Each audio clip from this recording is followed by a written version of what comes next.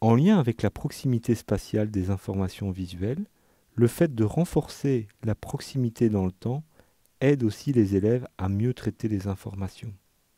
Les performances des élèves sont meilleures quand les éléments verbaux et visuels sont présentés simultanément.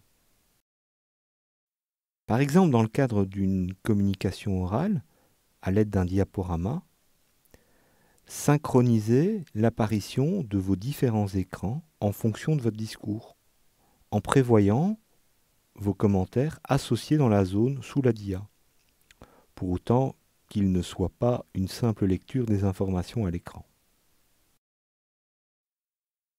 Le principe de cohérence est assez facile à comprendre. Il consiste à supprimer les informations inutiles pour l'apprentissage. Oui, j'imagine pour éviter une charge extrinsèque trop élevée.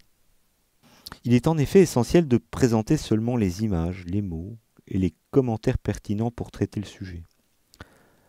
Ce souci de rester centré sur le sujet évite le problème d'attention partagée, comme lorsqu'on utilise un GSM au volant. Évitez par conséquent les sophistications inutiles sur vos supports et centrez-vous plutôt sur l'essentiel pour faire passer le message. On obtient également de meilleurs résultats quand l'apprenant est impliqué dans le déroulement de l'apprentissage. Donc, il y a des recommandations que vous pouvez formuler pour les enseignants.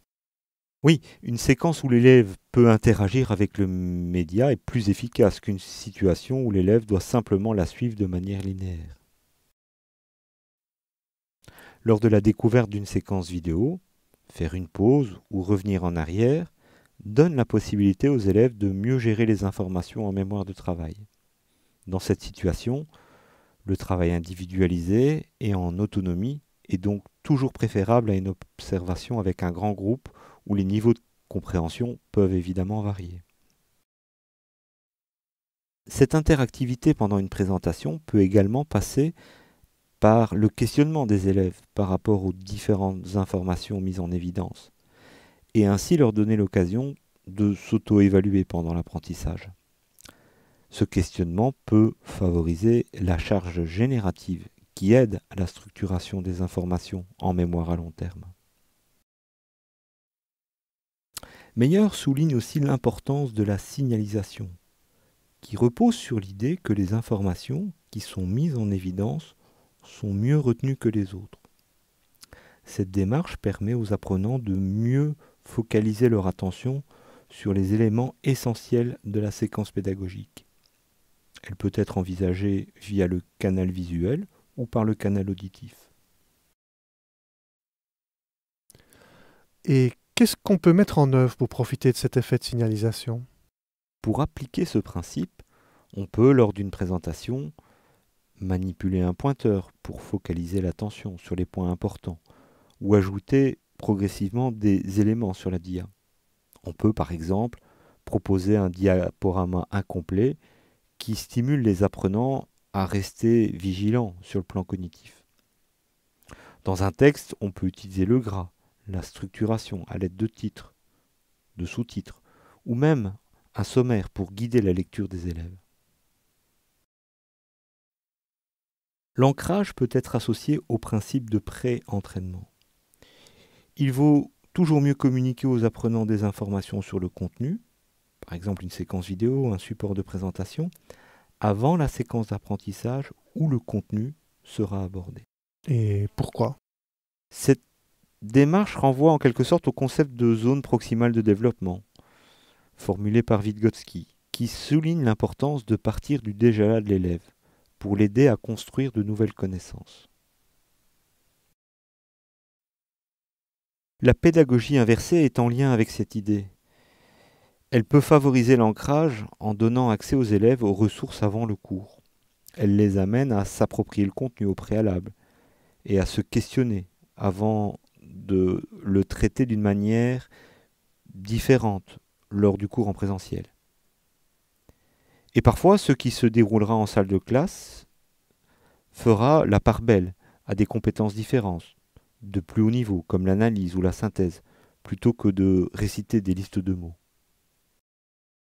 Enfin, la segmentation doit nous faire prendre conscience que les participants apprennent mieux lorsque le contenu pédagogique est distribué dans le temps. Ce qui veut dire... Cela signifie qu'il vaut mieux découper en plusieurs parties complémentaires plutôt que de prévoir un module conséquent d'informations. Par exemple, 3 fois 5 minutes plutôt que 15 minutes d'un coup. De nombreuses recherches montrent que l'attention chute naturellement au bout de 10 minutes. Comme vous le voyez sur le graphique, où la courbe décroissante met en avant un niveau d'attention élevé au départ qui s'affaiblit au fur et à mesure que le temps passe. Il est donc crucial d'éviter des présentations trop longues et de varier les modes d'apprentissage en alternant différentes stratégies pédagogiques complémentaires, comme le questionnement, les discussions. Voilà, vous venez donc de nous présenter 10 principes de Mayer pour permettre à l'enseignant de clarifier sa communication sur le plan didactique. Une des questions, c'est est-ce qu'il faut respecter ces principes tout le temps ? Non, je ne crois pas. Cela dépend évidemment de la nature des informations à présenter et du contexte dans lequel elles sont mises en œuvre. Ce graphique présente par ordre croissant le niveau d'impact de chaque principe. On peut constater que tous les principes ont des effets importants. Prenons l'ancrage par exemple, avec une taille d'effet de 0,85. Cela signifie que 79% des élèves qui ont bénéficié de cette démarche auront un score supérieur à l'élève moyen du groupe qui n'a pas profité de ce support.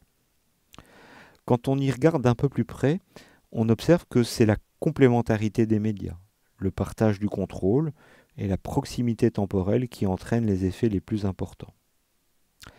L'essentiel pour les enseignants et les formateurs est probablement d'être conscient que les modalités de présentation d'informations peuvent avoir des effets plus ou moins variables sur l'apprentissage. Dans une certaine mesure, cette prise de conscience peut aussi stimuler sa créativité pédagogique, mais aussi celle des élèves, en les amenant à concevoir des supports lors de projets où ils mettent en évidence la manière dont ils s'approprient les connaissances.